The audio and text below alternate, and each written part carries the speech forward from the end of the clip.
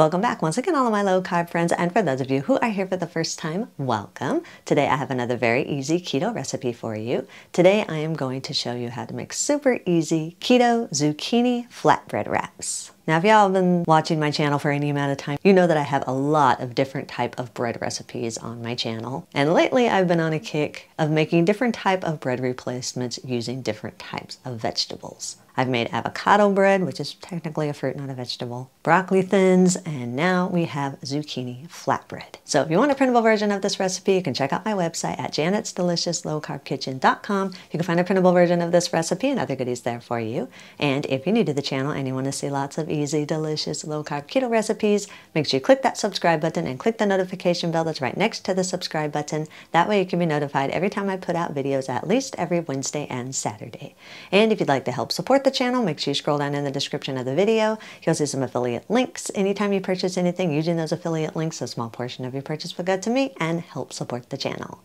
And if you are a music lover, make sure you click the link in the description to my new YouTube channel, Inspirational Songs with Janet. I have posted another new song on there, so click the link in the description and subscribe to that channel also. And while we do all that, let's get cooking.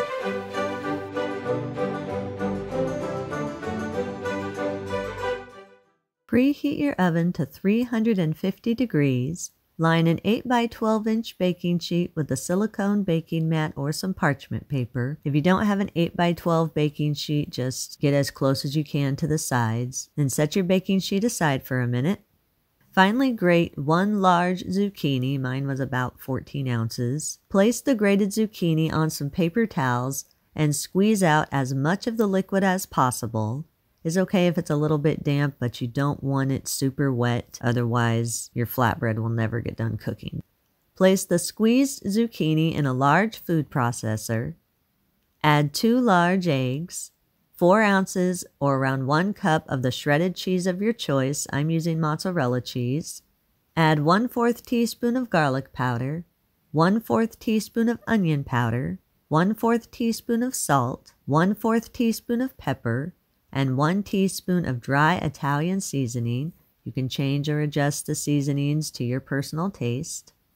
Pulse everything together just a couple times just until everything starts combining. Then process everything together for about 20 to 30 seconds or until the mixture is completely smooth. If you need to, stop and scrape down the sides of your food processor. You want to make sure everything gets fully combined. Pour the mixture onto your prepared baking sheet. Use the back of a spoon and spread the mixture in a thin, even layer throughout your baking sheet. Try to get this as even as you can and as smooth as you can so you don't get any air bubbles. Place the flatbread in your preheated oven. Bake at 350 degrees for 20 to 25 minutes or until the bread is firm and the edges are golden. Once the flatbread is done baking, remove it from your oven and allow it to cool in the pan for about 10 minutes so it can firm up all the way.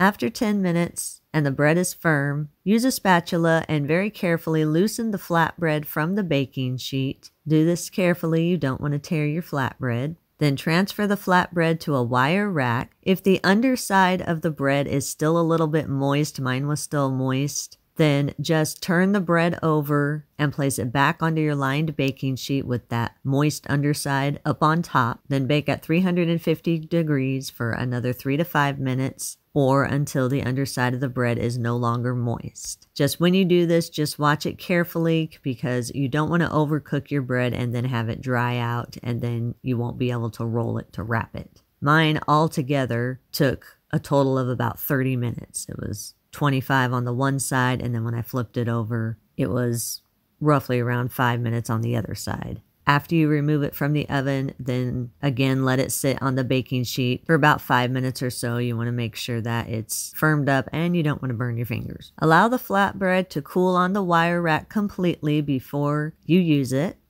Once you're ready to use the flatbread, then cut the flatbread in half or into your desired size. You can use this flatbread for wraps or sandwiches or in any recipe that requires flatbread. All right, we are back with my lovely little zucchini wraps. Aren't they pretty looking? I just put some deli roast beef, Colby cheese, and some baby spinach in there. I put a little bit of Keto Thousand Island in there for a little bit of a sauce. but you can put whatever you want in these and use these zucchini flatbreads any way you want. If you don't want to make them as a wrap, you can use them any way you would a flatbread. But it looks good. It's rolled easily. You see that it's not cracking anywhere. It's not crumbling anywhere. It was very easy to roll. Very, very nice texture, nice and soft. Looks good and it smells good, so that's always a good sign. It looks like it's pretty sturdy. It's holding all my stuff. Nothing's falling out. Nothing's crumbling off of it, so it looks like it's pretty sturdy there. So far so good, right? It looks pretty, it smells good, it's sturdy, got good texture. Now, does it have good taste? Let's see.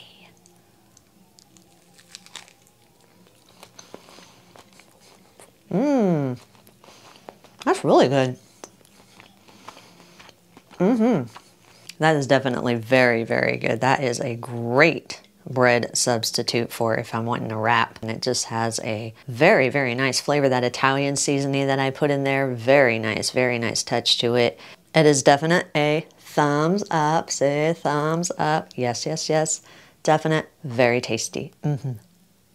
You can eat these immediately. If you do have any leftovers, store them in an airtight container in your refrigerator for up to 3 days. I haven't tried freezing these, so I'm not sure how they would freeze. I think they would be okay, but I don't know 100%. So if you do freeze them and they work for you, let us know in the comments. Eat and enjoy. And that's our recipe of the day. I hope you enjoyed it. If you did and you want to see more videos like this, make sure you click that thumbs up like button, click that subscribe button, leave me a comment if you want to. Let me know if there's any recipes that you'd like to learn how to make, and I'll do what I can to get those out there for you. And as always, keep cooking.